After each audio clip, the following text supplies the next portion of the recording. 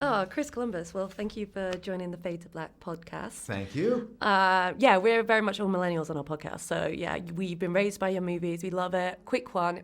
My opinion is that Home Alone 2 is better than Home Alone 1. There's a big debate. Are they both your favorite children? Or? It's interesting. There's Home Alone 2 has this really violent sense of humor. It takes Home Alone 1 and takes it to the next level in terms of the third act.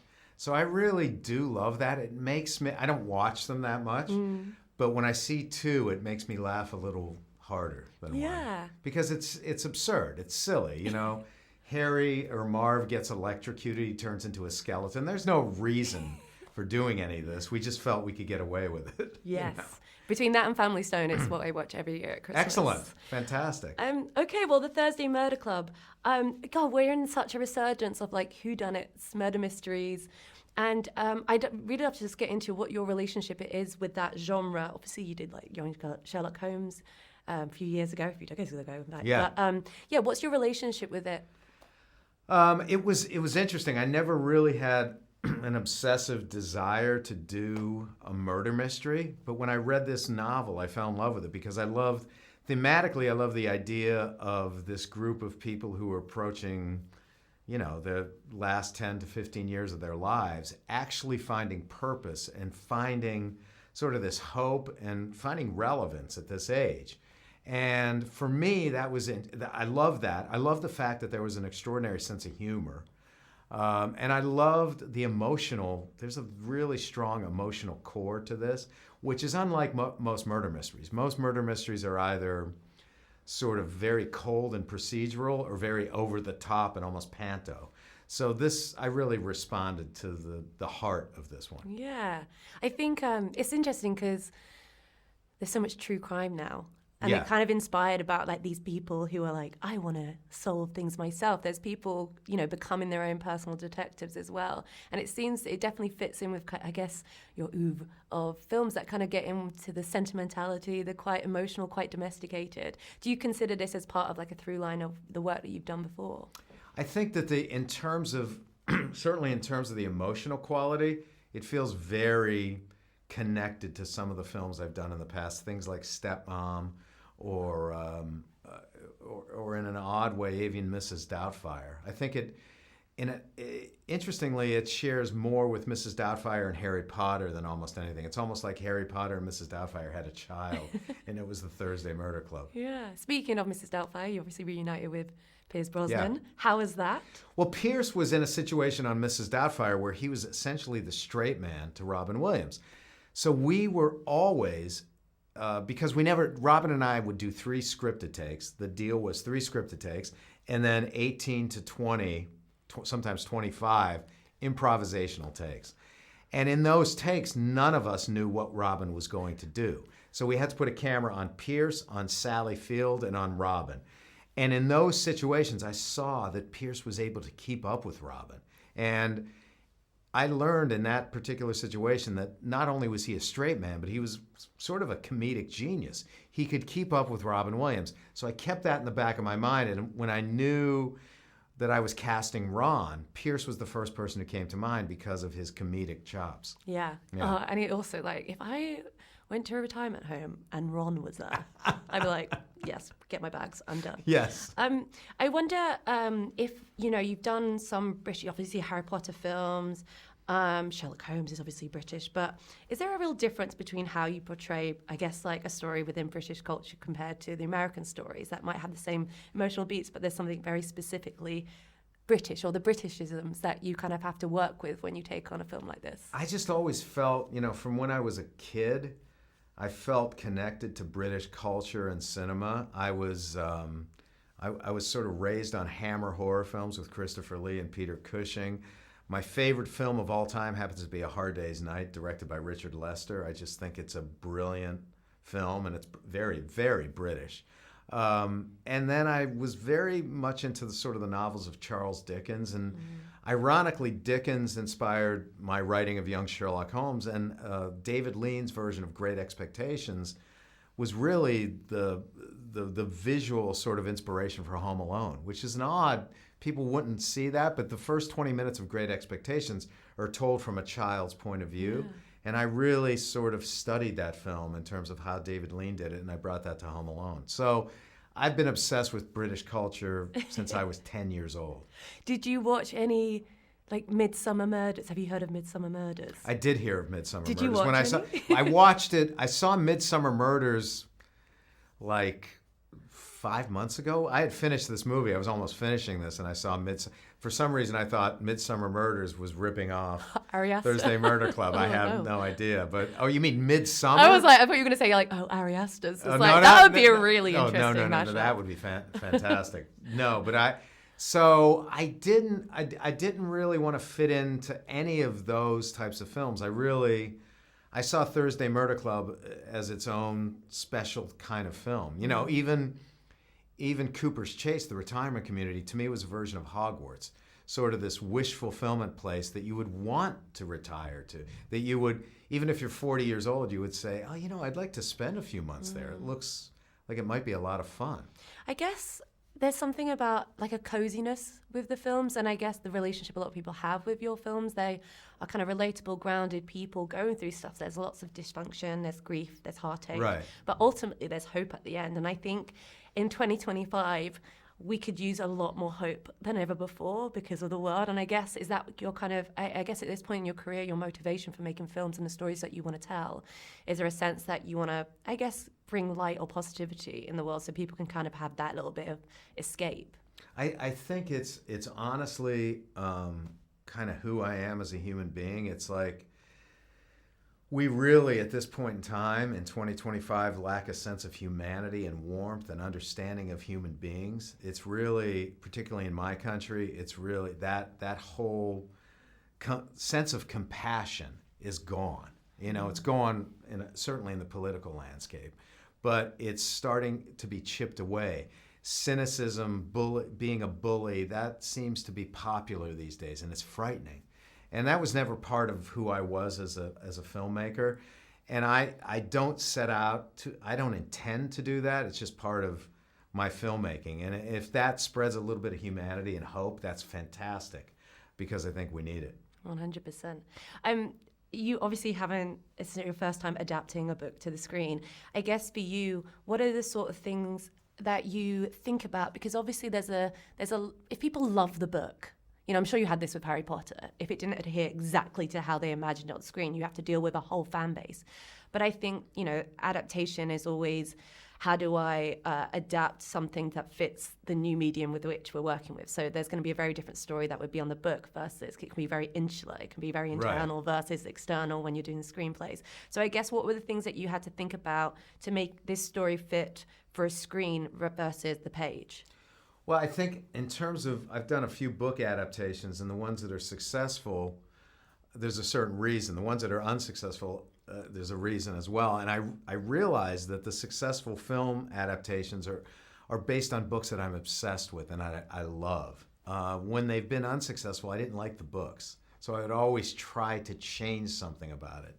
With Thursday Murder Club and with Harry Potter, I became an obsessive fan. So as a fan of these books, I wanted to bring my version. I'm thinking that since I'm a fan, I'm like-minded with all these hundreds of thousands of other people who love this book. And so I want to bring my version, which is the fan version of that, to the screen. So I'm hoping that sort of gels with what everybody else thinks. Obviously, people are going to have different opinions, and that's fine. But, you know, I was in a very fortunate position on Thursday Murder Club because I went back to when I first read Harry Potter over 20 years ago, I made notes in the margin of casting choices. And my casting choices were Maggie Smith and Richard Harris and Alan Rickman, and those were my first choices, and they all said yes. 20 years down the road, I've done a lot of films where my first choices didn't say yes, but on Thursday Murder Club, I wrote Helen Mirren and Pierce Brosnan and Celia Imrie, and they all said yes. And I knew we had something special when I got sort of my dream cast together. Yeah. Well, I want to talk a little bit about, I guess, some of the work you've been doing outside as a producer and mentor. I love when your name popped up on Nosferatu. I felt like Leonardo DiCaprio in Once Upon a Time in Hollywood pointing at the screen. I was like, oh my God, there we go. But I'm interested about, of course, you're there as a mentor to, and he said about how you helped him kind of shape certain things and get different perspective. Obviously, he's a very specific filmmaker and not very similar, and I guess the stories he wants to tell, very similar to your stuff. But so you were able to help him get the kind of, I don't know, make it the groundedness of this story. But I wondered, what do you get from someone like Robert Eggers? How does that kind of reverse inspire you? Like, what do you learn from a person like a filmmaker who's kind of coming up and inspires the way you want to make films yourself? Because I think you've spoken about the tunnel vision of veteran filmmakers where they kind of maybe don't evolve or want to change or adapt. So I guess, what did you get from that relationship with Robert Eggers? Well, it was more than Robert Eggers. I mean, Eleanor and I formed Maiden Voyage Pictures over 10 years ago. So this is Thursday Murder Club under the Maiden Voyage banners, really our 14th film. But the initial concept of Maiden Voyage was to help first-time filmmakers realize their dream of making their film without studio interference. So what we were doing as producers was protecting our filmmakers from bad studio executive notes and those sorts of things. And we nurtured these relationships. And so we worked with people like Sean Hayter, who did Coda. We did her first film, Tallulah. You did Patty Cakes, which I adore. Patty Cakes is one of my favorite films with Jeremy Jasper. And we relish our relationship with these filmmakers. So with Robert Eggers, we basically came in at the end of The Witch and started to support Rob as a filmmaker. And I've learned from watching these other filmmakers work that I didn't want to be the guy who's saying, listen, kid, this is the way I did it in my day. I wanted to learn from these filmmakers. And I really mean it when I say that I really take away what I can utilize as a director from watching them as filmmakers. And from someone like Robert Eggers, Nosferatu and Thursday Murder Club couldn't be more different in terms of, what you see on screen. But at the same time, there were technical elements of Nosferatu and how Rob was dealing with actors that I thought, oh, that's interesting. I am going to bring that attitude to the Thursday Murder Club. And as a result of that, you basically take a more youthful approach to things as opposed to a negative, cynical, things I'm really against. I'm all about hope and learning from youth as opposed to, being the old guy who's telling people what to do. So for me, it's very, very inspirational. Yeah, and I really appreciate, what Maiden Voyage is doing, especially at a time where it feels like very difficult for people to get their films made, especially first and second time filmmakers, especially after the strikes that was going on, about I guess streaming has influenced things, about what actually gets made and goes onto the big screen. There's lots of risk averse culture. I mean, what's your perspective right now for first time, sophomore feet? Because I think some people, they make their first film, but then in the UK, some of them takes 5 years before they get to make the next one.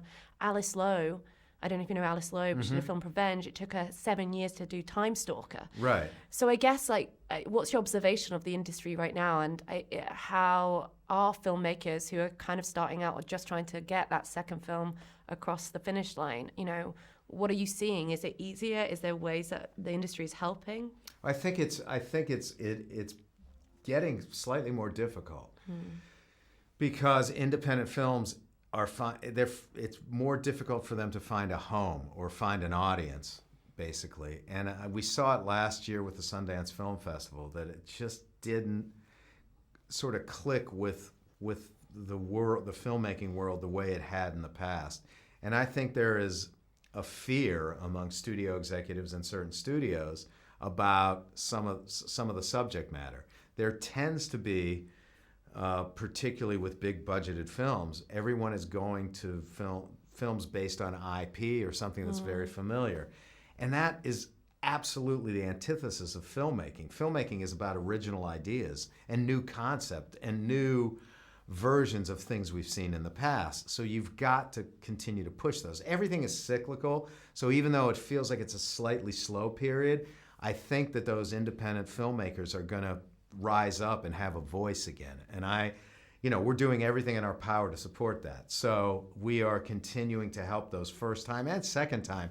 Even though the company is called Maiden Voyage, we've worked on all but one of Robert Eggers' films. So we've made those bonds with filmmakers, and we want to continue to support them. Yeah.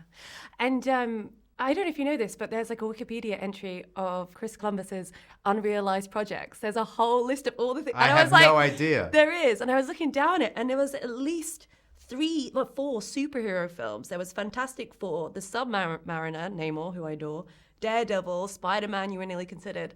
I'm so interested because you wrote a Fantastic Four script in 1995. Is that correct? Or is that just... Yeah, well, we were in a weird situation on Fantastic Four, the first Fantastic Four. We, I had worked on a script, and there were a lot of writers involved. And then they were about to make the movie, and we were producing it, and I came in and met with the director and the producer and had some ideas. Basically said, some of this conceptual art should feel more like Jack Kirby, who was the artist of the Fantastic Four, and feel like more like the Silver Age of Marvel. I left that meeting, and on the way back to my house, I got a call from the head of 20th Century Fox saying, "You're fired. You had too much of an opinion." So that sort of, those 2 Fantastic Four movies, we had nothing to do with. We got executive producer credit on. And then I wrote a Daredevil script, and I was always obsessed with Spider-Man. But over the years, people have done it so well that I've sort of personally lost interest in making a superhero movie. I think it started a little bit with Spider-Man 2. When I saw what Sam Raimi did with Spider-Man 2, at the time I thought it was a perfect superhero movie. And then bits and pieces along the way, the first Batman films that were done, and then certainly the latest, Matt Reeves' The Batman with Pattinson, I thought was a brilliant film. And I realized I don't have the desire to make those films anymore. People are doing it better than I could ever imagine doing it at this point in my career, and I love what's going on with it. So I really have lost. It's an interesting situation. I think probably getting fired on the Fantastic Four films probably soured me a little bit. But you should speak to Josh Trank. I did a profile on him for GQ about his comeback because the Fantastic Four, his one, absolutely kind of, became, enemy number one in Hollywood afterwards. Does he have a comeback at this point? Well, he brought out this movie Capone that came out during lockdown. Right. But yeah, it was really interesting looking at the experience of studios, and I guess I've spoke to a lot of directors about the experience working within a certain, either the MCU or, there's a lot of talking heads, a lot of execs, and you're stuck with there's these characters you have, and then they've got to end up here because it's part of this web narrative, which works really well in comic books. But then, when you're doing films, it's really inhibiting for directors to be able to do what they want to do. So it's interesting that even back in the 90s, you were still kind of finding the... Yeah, I find that those types of films now are being made more and more by committee. That's why, Matt Reeves' Batman is such a revelation, because it feels like he had total control. And Christopher Nolan felt like he had total control making those Batman films. So there are those filmmakers who can sort of break through the corporate structure of whether it's whatever it is. It feels to me that the smartest thing that's been done recently is the fact that someone like James Gunn is now, he's the executive. So he's the studio behind Superman. So basically you have a filmmaker who doesn't have to answer to anyone but himself. And that's why I think Superman is such a great film. Because it wasn't, that is a film that was not made by committee. That was made by a singular vision. So I think the superhero genre is continuing to thrive, and it's wonderful for people who are interested. I've lost all interest in that. There's so many other things I'm interested in. That's it. That's my time with you. Okay, Ms. great. Columbus. Thank you. Thank you so much. It's been such a pleasure. That was great. Thank you so much. Nice seeing you. Yeah.